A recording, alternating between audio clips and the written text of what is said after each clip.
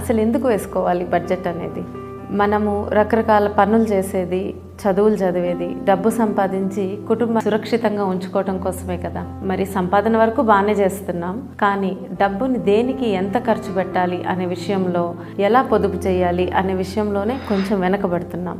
ఇండ్లు నడిపే ఆడవారికి ఇంటి ఖర్చుల మీద కొంతవరకు బాగానే అవగాహన ఉంటుంది, కానీ ఇంట్లో పిల్లలకి ఉండట్లేదు కదా.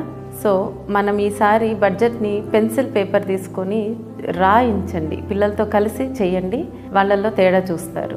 3 ముఖ్య కారణాలు ఇలా చేయాల్సిందని. 1, ఎంత చిన్న వయసులో మన పిల్లల్ని మనము ఆర్థిక లావాదేవీల్లో భాగస్వాములుగా చేస్తామో వాళ్ళల్లో అంత త్వరగా పెద్దరికం వస్తుంది. అంటే వాళ్ళకి చదువుకోవాలి బాగా అనే ఆలోచన పెరుగుతుంది, తల్లిదండ్రులు ఎంత కష్టపడుతున్నారో అర్థమవుతుంది, అనవసరం ఖర్చులకు కూడా అడగటము తగ్గిస్తారు. దీనికి ఒక చిన్న ఉదాహరణ. చిన్నప్పుడు నాన్న నాకు ఆయన పర్స్లో ఒక చిన్న కార్డు ఉండేది, విజిటింగ్ కార్డు. ఒకసారి నేను స్కూల్లో ఉన్న వయసులోనే నాకు చూపించారు. అమ్మలు, ఇది మన సంవత్సరానికి ఆదాయం, మనకి రావాల్సిన వేరే వ్యక్తుల నుంచి రావాల్సిన ఆదాయం ఇంత, మనం వేరే వాళ్ళకి ఇవ్వాల్సింది ఇంత, ఇది ఎప్పుడు నా పర్సులో ఉంటుంది, నాకేమన్నా అయితే ఇక్కడ అన్నీ ఉంటాయి చూడు అని చెప్పారు. అది చెప్పినప్పుడు ఫస్ట్ అంటే కొంచెం ఇబ్బందిగా అనిపిస్తుంది పేరెంట్స్ గురించి, కానీ నా లోపల మాత్రం నాన్న నన్ను నమ్మి ఇంత పెద్ద విషయం నాతో చెప్పారంటే నా మీద నమ్మకం ఉండబట్టే కదా అనేది మొదట నాకు అప్పుడు అనిపించింది. తెలియకుండానే నాలో ఆ పెద్దరికం వచ్చింది, అంటే నాలో ఒక ఆత్మస్థైర్యం పెరిగింది. సో పిల్లల్ని చిన్నతనం నుంచే ఇలాంటి ఆర్థిక లావాదేవీల్లో ఇన్వాల్వ్ చేయండి. 2వది, యువత. ఇప్పుడు యువత చాలామంది పెళ్లి కాకముందే ఉద్యోగాలు మొదలు పెడుతున్నారు, మంచి జీతాలు వస్తున్నాయి, కానీ ఆ డబ్బు ఒక్కళ్ళే ఉన్నప్పుడు చాలా ఎక్కువగా అనిపిస్తుంది. సో ఖర్చులు కూడా పెరుగుతున్నాయి, తర్వాత కుటుంబం వచ్చాక ఇబ్బందులు పాలవుతున్నారు. సో ఇవన్నీ వాళ్ళు ఏం గుర్తుంచుకోవాలంటే, ఒక వ్యక్తి 25 నుంచి 40 సంవత్సరాలు వచ్చే వరకు, అంటే ఆ వయసులో ఆ 15 సంవత్సరాలు సంపాదించిన డబ్బు కళ్ళకు కనిపిస్తుంది. సో ఆ టైంలోనే మనం మ్యాక్సిమం డబ్బు తీసి పొదుపు చేసుకోవాలి.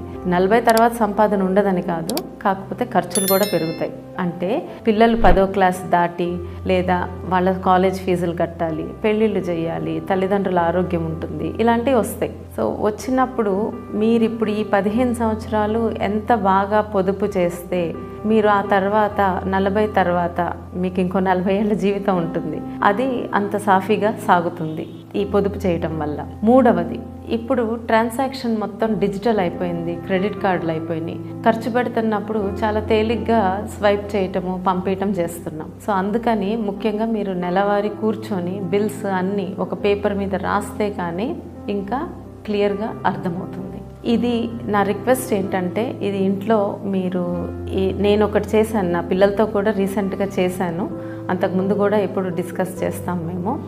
నేను చేసిందే మీతో పంచుకుంటాను, మీకు అది అనువుగా ఉంటే వాడుకోండి, లేదా మీ సొంత తయారు చేసుకోండి. ఇది చేయడానికి మీకు సమయం కేటాయించాలి. ఒక ఆదివారం కుటుంబం మొత్తం కూర్చోండి, పిల్లలతో సహా ఒక అరగంట నుంచి గంట సమయం కేటాయించండి. ఆ గంట ఎందుకు చెప్తున్నానంటే, అది రాయటం మొదలు పెడుతున్నప్పుడు కొంచెం గుండె బరువెక్కుతుంది. ఖర్చులు చూసి ఒకళ్ళనొకళ్ళు అనుకుంటారు ఇది నీ ఖర్చు అని. అయినా కంప్లీట్ చేయండి, అలిగి వెళ్ళిపోవద్దు, కంప్లీట్ చేయండి. ఆ తర్వాత ఎవరికి వాళ్ళకి మనసులో తెలుస్తుంది, నేను ఈ ఖర్చులు తగ్గించుకోవాలి, ఈ చెయ్యాలి అని. సరేనా? సో ఈ ఆదివారం ఈ పని చేయడానికి ట్రై చేయండి.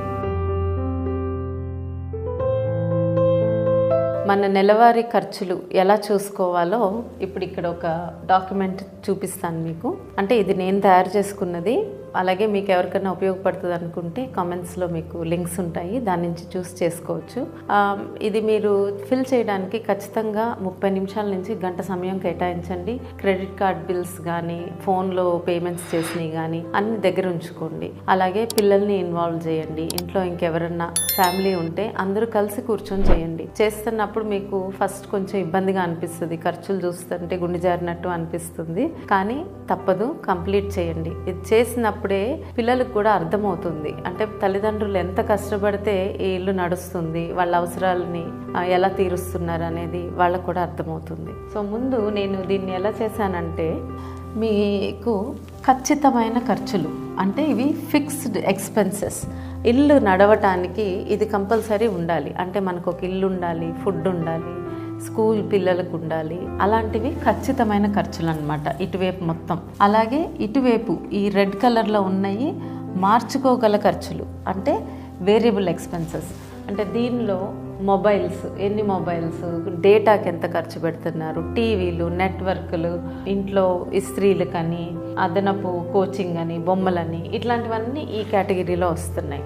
ఇవి ఎందుకు నేను రెండుగా చేశానంటే ఈ ఖచ్చితమైన ఖర్చుల్లో మీరు ఎక్కువ మార్చలేరు, ఏమి మార్చలేరు, అవి కావాలి, దాన్ని ఇల్లు నడవడానికి ఖచ్చితంగా కావాలి.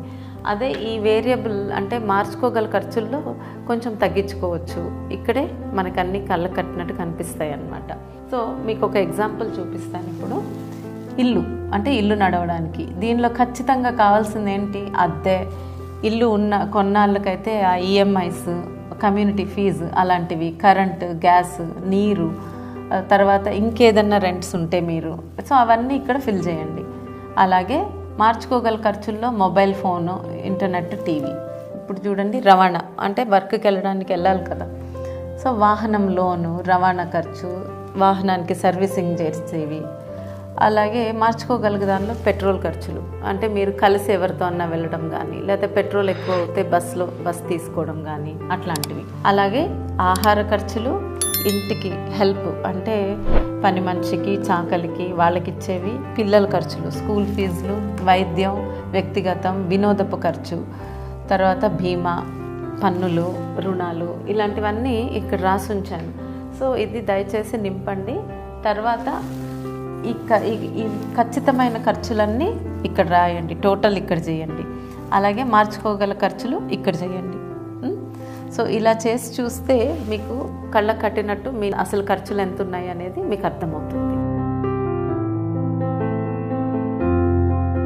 మనము ఇవాళ ఈ 50-30-20 రూల్ అంటే నెలవారీ బడ్జెట్ని ఎలా చేసుకోవాలో ఒకసారి చూద్దాం. దీని గురించి కొంతమందికి తెలిసి ఉంటుంది కానీ మెజారిటీ తెలియదు. సో దీనికి ఏంటంటే మనకి ముందు ఇది రాసుకోవాలి. ఇక్కడ మన నెలకి అంటే ట్యాక్సులు పోగా వచ్చే ఆదాయం, మన జీతం అవ్వనియండి, బ్యాంకులో వచ్చే ఇంట్రెస్ట్లు అవ్వనియండి, వ్యవసాయ ఆదాయం అవ్వనియండి, అన్ని ట్యాక్సులు తీసేయగా ఎంత వస్తుందో చూడండి. వచ్చాక మీరు దానిలో 50% ఖచ్చితమైన ఖర్చులకి స్పెండ్ చేస్తారు. అంటే మీ ఇల్లు గడవడానికి ఖచ్చితంగా మీ జీతంలో 50% దానికి పోతుంది. 30% ఏంటంటే మార్చుకోగల ఖర్చులు, అంటే ఇవన్నీ మన షాపింగ్ అవ్వచ్చు, విహారయాత్రలు అవ్వచ్చు, ఇంకేమైనా అవ్వచ్చు, అది మార్చుకోగల ఖర్చులు. ఈ 20% మనకి ఇప్పుడు ఇంపార్టెంట్. ఇది ఈ 20% మాత్రం ప్రతి ఒక్కళ్ళు పొదుపు చేయాల్సింది. ఈ 20% మన ఆలోచన ఎలా మార్చుకోవాలంటే, చాలామంది ఖర్చులు పోగా, నేను ఎవరితో మాట్లాడినా ఇప్పుడు 25,000 జీతం ఉందనుకోండి, ఏమైనా పొదుపు చేస్తున్నారా అని అంటే ఎక్కడ చేస్తాం పొదుపు 25,000లో అంటారు. కానీ అది కష్టమే. కానీ మన ఆలోచన ఎలా మార్చుకోవాలంటే ఖర్చులు అయిపోయాక పొదుపు చేద్దామని కాదు, ఈ 20% తీసేశాక మిగిలిన దాంతోనే ఖర్చు పెట్టడానికి ప్రయత్నించండి. ఒకవేళ ఆ డబ్బు సరిపోవటం లేదనుకుంటే రెండో ఆదాయంగా, లేదా ఇంట్లో 16 ఏళ్ళు దాటిన పిల్లలు ఎవరన్నా ఉన్నా ఏదో ఒకటి చిన్న పనులు చేయడం కానీ ఏదో ఒకటి చేసి ఆదాయం పెంచే మార్గాలు కూడా ఆలోచించండి. ఇదంతా మనకి ఎప్పుడు వస్తుందంటే, మనం నెలవారీ ఒక బడ్జెట్ వేసుకొని దాన్ని దీంతో సరిచూసుకుంటున్నప్పుడే మనకి ఆలోచనలు వస్తాయి. సరే, ఇప్పుడు నేనైతే ఒక 25,000, 30,000 ఇలా ఉన్న వాళ్ళు కూడా ఎలా ఆదా చేసుకోగలరు ఒక 5,000 నుంచి అనేది ఒక ఉదాహరణగా తీసుకొని చెప్పబోతున్నాను. ఇక్కడ నేను India post payment bank account చూపిస్తున్నాను. అంటే మీకు చాలా ప్రైవేట్ బ్యాంక్స్లో ఉండొచ్చు. నేను ఈ పర్టికులర్ బ్యాంక్ ఎందుకు తీసుకున్నానంటే, దీనికి మొబైల్ యాప్ ఉంది, ఇది గవర్నమెంట్ బ్యాంక్, ఇది రిజర్వ్ బ్యాంక్తో కలిసి ఒక మంచి లైఫ్ జీవిత బీమా, ఆరోగ్య బీమా మనకి తక్కువ ఆదాయం ఉన్న వాళ్ళకు కూడా కట్టుకునేటట్టు అవకాశం ఉంది ఈ ఇండియా పోస్ట్ పేమెంట్ బ్యాంక్లో. సో నా జీతం అంతా ఇప్పుడు ఈ సేవింగ్స్లోకి వస్తుందన్నమాట. వచ్చాక నెక్స్ట్ మనం ఏం చేయాలి? ఇప్పుడు నా ఆదాయం ఓన్లీ దీనిలో 25,000 ఉందనుకోండి. ఇప్పుడు మనం ఇక్కడ క్యాలిక్యులేషన్ చేసుకున్నాం కదా, 20%. 25,000లో 20% అంటే 5,000. ఈ 5,000 మీరు తీసేయాలి, మిగతా డబ్బుతోనే మీరు ఇల్లు గడవాలి. సో నాకు నెల 5,000 వస్తుంది పొదుపు చేయడానికి. సో దాన్ని ఎలా చేస్తానో ఇప్పుడు చూపిస్తాను. బ్యాంక్లో దానిలో నుంచి ఒక 5,000 వచ్చాక ముందు ఫస్ట్ ప్రతి వ్యక్తి చేయాల్సింది జీవిత బీమా, తర్వాత ఆరోగ్య కార్డు ఉండాలి ఒకటి, ఆ తర్వాత అత్యవసర నిధి ఎమర్జెన్సీ ఫండ్ అంటారు. ఈ 3 ఎంత సంపాదన ఉన్నా మీరు ఈ 3 మాత్రం ఖచ్చితంగా చేయాల్సినవి. జీవిత బీమాలో మనకి రకాలు ఉన్నాయి. చాలా తక్కువ ఉన్నవాళ్ళు సంవత్సరానికి 500 రూపాయలు కడితే మీకు ప్రధానమంత్రి జీవన జ్యోతి బీమా యోజన అని ఒకటి ఉంది, పిఎంజే అంటారు. 500 రూపాయలు మాత్రమే సంవత్సరానికి కడితే మీకు 2 లక్షలు కవరేజ్ ఉంటుంది. అంటే యాక్సిడెంట్ అయినా ఏ విధంగా అయినా చనిపోతే. ఒకవేళ మీరు కొంచెం ఎక్కువ కట్టగలిగితే అంటే ఒక 800 రూపాయలు కట్టగలిగారు అనుకోండి, నేనైతే అది చేయమని చెప్తా. సంవత్సరానికి 800 కడితే మీకు యాక్సిడెంటల్ స్కీమ్ అని ప్రైవేట్గా ఐపీబీపీ వాళ్ళు బజాజ్ అలయన్స్తో కలిసి చేస్తున్నది. ఇది వాళ్ళు 10 నుంచి 15 లక్షల వరకు కవరేజ్ ఇస్తారు మీకు ఏదన్నా అయితే. ఇది కేవలం 800తో వస్తుంది. Next health insurance. ఇప్పుడు మనకి తక్కువ ఆదాయం ఉన్నప్పుడు 5,000 పొదుపు చేయగలిగితే అంత హెల్త్ ఇన్సూరెన్స్ తీసుకోలేము, కాబట్టి గవర్నమెంట్ కార్డుని ఉపయోగించండి.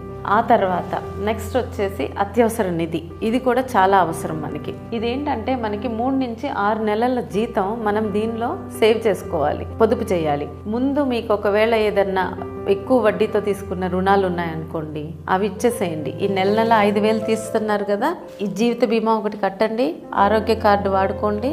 ఈ మిగతా డబ్బుతో ఆ పెద్ద రుణం ఉన్న రుణాలు తీర్చేయండి. అది పోయాక మీరు ఇంకొక సంవత్సరం ఈ 5,000 తీసినవి దీనిలోనే వేయండి.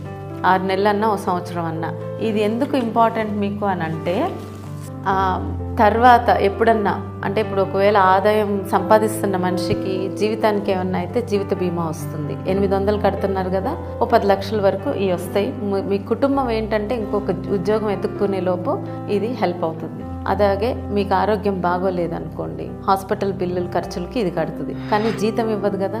అందుకనే ఈ ఎమర్జెన్సీ ఫండ్. దీనిలో డబ్బు ఉందనుకోండి, మీకు ఉద్యోగం పోయినా లేకపోతే పని లేకపోయినా లేదా ఏదన్నా కాలో చెయ్యో ఏమైనా అయినా ముందు దీనిలోంచి డబ్బు తీసి ఇల్లు గడపచ్చు. సో ప్రతి వ్యక్తికి కావాల్సిన 3 విషయాలు ఇవి: జీవిత బీమా, ఆరోగ్య బీమా, ఎమర్జెన్సీ ఫండ్.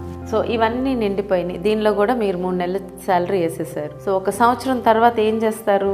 ఇప్పుడు ఈ 5,000 మళ్ళీ ఆ నెల వచ్చింది, 5,000 తీస్తాము. సో నెల ఆటోమేటిక్గా ఒక ఆర్డీ అకౌంట్ ఓపెన్ చేయండి. అంటే రికరింగ్ డిపాజిట్. అంటే ఇదేంటంటే ఇది ఆటోమేటిక్గా మీ జీతంలో నుంచి దీనిలోకి 500 నెల వేసేస్తుంది. సో ఒక 500 దీనిలోకి వెళ్ళిపోతాయి. దీనిలో మీకు ఇంట్రెస్ట్ వస్తుంది. 6.7% ఇంట్రెస్ట్ 5 ఏళ్ల కాలము అలా ఉంటుందన్నమాట. తర్వాత పాప ఉందనుకోండి, మీకు పాప ఉంటే సుకన్య సువిధ స్కీమ్ అనేది ఓపెన్ చేయండి. కంపల్సరీ, ఇది ఇంపార్టెంట్. సుకన్య స్కీమ్ పాపకి ఒక 1,000 రూపాయలు. తర్వాత బాబు ఉంటే ప్రావిడెంట్ ఫండ్ అకౌంట్ ఓపెన్ చేయండి, బాబుకి ఒక 1,000 రూపాయలు. తర్వాత మీ ఇద్దరి కోసం మీ రిటైర్మెంట్కి ఒక 1,500. సరేనా? సో ప్రావిడెంట్ ఫండ్లో మీకు 7.1% ఇంట్రెస్ట్ వస్తుంది. 15 సంవత్సరాలు, ఈ 3 15 సంవత్సరాలు కట్టాలి. ఇవి మీ ఆదాయం ఒకవేళ 6,000కి వచ్చిందనుకోండి, అంటే మీ ఆదాయం పెరిగి 6,000 పొదుపు చేయగలుగుతున్నారు అనుకోండి, అప్పుడు ఏం చేయొచ్చు? 6,000తో ఒక 1,000 లైఫ్ ఇన్సూరెన్స్ కట్టండి నెల. ఇది నెల కట్టేది లైఫ్ ఇన్సూరెన్స్. అంటే మీకు బజాజ్ అలయన్స్ లైఫ్ ఇన్సూరెన్స్ ఉంది, ప్రైవేట్ది. అలాగే పోస్టల్ లైఫ్ ఇన్సూరెన్స్ ఉంది. వాటి గురించి తెలుసుకోండి. నెల ఒక 1,000 దానికోసం వెచ్చించండి. ఇప్పుడు హెల్త్ ఇన్సూరెన్స్ కూడా తీసుకోగలుగుతారు. కేవలం 6,000 పొదుపు చేస్తే హెల్త్ ఇన్సూరెన్స్ మీ కుటుంబంలో 4కి సేమ్. ఈ post payment bank, reserve bank కలిసి ప్రైవేట్ది Bajaj family health care gold plan ఉదాహరణ చెప్తున్నాను, మీరు ఏదైనా చూస్ చేసుకోవచ్చు. దానికి ఒక 1,000 పెట్టండి, హెల్త్ ఇన్సూరెన్స్ వస్తుంది. తర్వాత ఇందాక చెప్పిన విధంగా ఆర్డీలోకి 500 వెళ్తాయి. తర్వాత పాప కోసం 1,000 రూపాయలు నెల, బాబు కోసం ఒక 1,000, మీకోసం 1,500. సో మీకు వచ్చిన 6,000ని ఈ విధంగా పొదుపు చేసుకోవచ్చు. ఇవి షార్ట్ టర్మ్, అంటే ఇమీడియట్గా అవసరాలకి ఇది ఉపయోగపడతాయి. ఇది లాంగ్ టర్మ్, ఇది ఎందుకు చేస్తున్నారంటే మీకు ఇప్పుడు తెలియదు. పిల్లలు 10వ క్లాస్ అయిపోయిన తర్వాత వాళ్ళు కాలేజ్ ఫీజులకు వాడచ్చు, పెళ్ళిళ్ళకి వాడచ్చు, మీ రిటైర్మెంట్స్కి వాడచ్చు. సో అప్పటికి ఇవి ఉపయోగపడతాయి. వీటి మీద వచ్చే వడ్డీ పెరుగుతూ వస్తుంది కాబట్టి మీరు పడుకున్నా మీ డబ్బు ఫ్రీ మనీ, అది పెరుగుతూ ఉంటుంది. సరే, ఈలోపు మీకు ఏదైనా స్థలమో వ్యాపారంలోనో ఎక్కువ డబ్బులు వచ్చినాయి అనుకోండి, అంటే ఒక 10,000 పైన వచ్చినాయి. ఇది చేసేది చెయ్యండి, ఇది కంటిన్యూస్గా జరుగుతూనే ఉంటుంది. ఆ వచ్చిన డబ్బుని ఇన్వెస్ట్మెంట్ చేయండి. ఈ ఇన్వెస్ట్మెంట్ చేస్తున్నప్పుడే దీనిలో 2 రకాల ఇన్వెస్ట్మెంట్ ఉంటుంది. ఇప్పుడు 10,000 పైన వచ్చినప్పుడు దాన్ని మీరు ఫిక్స్డ్ అసెట్లో పెట్టచ్చు, అలాగే మ్యూచువల్ ఫండ్స్లోనూ పెట్టచ్చు. సో ఫిక్స్డ్ అసెట్స్ అని అంటే monthly income scheme, fixed deposit అంటే టీడీ, తర్వాత national savings certificates, senior citizen certificates, gold bonds, ఇలా రకరకాలు ఉన్నాయి చేయగలిగేది. నేను వీటిలో కొన్ని మీకు ఉదాహరణ చెప్పాను. తర్వాత మ్యూచువల్ ఫండ్స్ అంటే కామన్ లాంగ్వేజ్లో షేర్స్. ఆ షేర్స్లో పెట్టడం, దానిలో మీకు 10 నుంచి 12% ఆదాయం వస్తుంది, అంటే కొంచెం ఎక్కువ వస్తుంది అనమాట. ఇప్పుడు ఇన్వెస్ట్మెంట్ చేసేది మన డబ్బు పెరగడానికి, ఈ పైన చేస్తుందంతా డబ్బు పెరుగుతుంది కానీ సురక్షితంగా ఉంటుంది. సో ఇది మీ వయసును బట్టి ఎంత దేనిలో పెట్టాలి అనేది ఆలోచించాలి. మీకు 40 సంవత్సరాల కన్నా తక్కువ ఉన్నాయనుకోండి, మ్యూచువల్ ఫండ్స్లో 70% పెట్టండి. ఏంటి, ఇది అయిపోయాక మిగిలిన డబ్బులో 70% మ్యూచువల్ ఫండ్స్, అలాగే ఫిక్స్డ్ అసెట్స్లో 30%. సుమారుగా ఒక 50 దగ్గర పడ్డారనుకోండి, 40 నుంచి 60 మధ్యలో ఉంటే రెండిట్లో సమానంగా పెట్టండి. తర్వాత 60 తర్వాత మ్యూచువల్ ఫండ్స్లో 30% మాత్రమే, ఫిక్స్డ్ అసెట్స్లో 70%. ఎందుకంటే అప్పుడు మీరు రిస్క్ తీసుకోకూడదు, సేఫ్గా ఉండాలి. సో ఈ విధంగా మీరు ఇది తెలుసుకొని సేవ్ చేసుకుంటే మీకు చాలా వరకు 40 తర్వాత 60 రిటైర్మెంట్స్లో చాలా సాఫీగా సాగుతుంది మీ జీవితం. నా ఒక రిక్వెస్ట్ ఏంటంటే, ఇది మనకి ఎక్కడ స్కూల్స్లో కానీ కాలేజెస్లో కానీ శాస్త్రీయంగా నేర్పట్లేదు. సో ఇది ఎవరైనా టీచర్స్ చూస్తుంటే, ఎస్పెషల్లీ గవర్నమెంట్ స్కూల్ టీచర్స్ కానీ, నేను ఇలా సింపుల్గా చేసింది కూడా అందుకే. పిల్లలకి ఇది ఒక హోంవర్క్ లాగా ఇవ్వండి, ఒక ప్రాజెక్ట్ లాగా ఇవ్వండి. వాళ్ళు ఇలా కవర్స్ పెట్టి వాళ్ళనే రికరింగ్ డిపాజిట్ అంటే ఏంటో తెలుసుకోమనండి, ఒకళ్ళకి సుకన్య అంటే ఏంటో తెలుసుకోమనండి.